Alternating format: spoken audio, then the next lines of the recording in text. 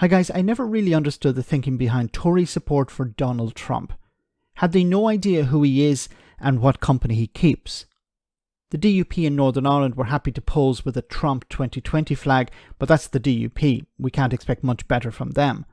But some members of the Conservative Party and even the government thought it would be a good idea to travel to America and either back Trump openly or speak to right-wing think tanks that have endorsed the disgraced former president.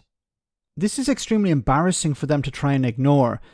So it means that Deputy Prime Minister Oliver Dowden wasn't chosen for his brains, it seems.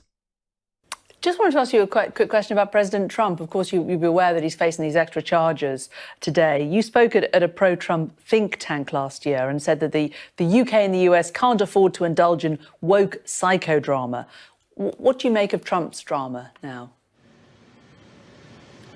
Well, the democratic processes of the United States of America are entirely a matter for the people of the United States, and you wouldn't expect a government minister to comment on that. Are you a Trump supporter, though? I don't back one side or the other. I say it's for the American people to make their decision, and the British government and British government ministers will respect that decision and will work with whomever the American people choose in their election next year. And it's been the case that throughout my time in politics, we've worked with Republican presidents, we've worked with Democratic presidents, and indeed you've seen close working relationships. I saw a very close working relationship firsthand between President Obama and David Cameron. Equally, we've worked closely with Republican presidents throughout the years. So that's the approach we've always taken as a government. Okay, so the right-wing think tank that she's talking about is the Heritage Foundation. This is from the Washington Post. Conservative think tank turns away from Reagan and towards Trump. In 2022, this article, the Heritage Foundation is the one they're talking about. This is Oliver Dowden at the Heritage Foundation the same year in 2022.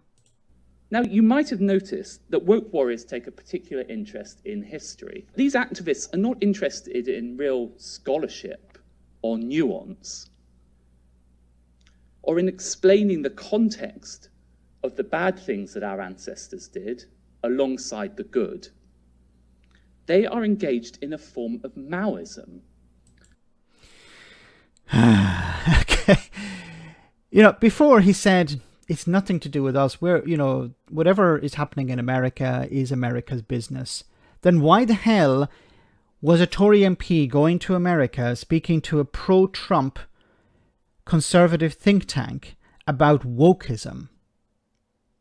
Can someone explain that to me? Why was Oliver Dowden in America speaking to a right-wing think tank? Why did he say, well, what happens in America is nothing to do with us?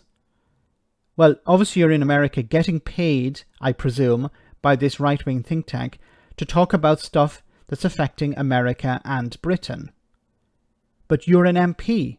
Why are you in America giving speeches to American conservatives? You should be in your constituency representing your constituents, listening to your constituents and working on their behalf.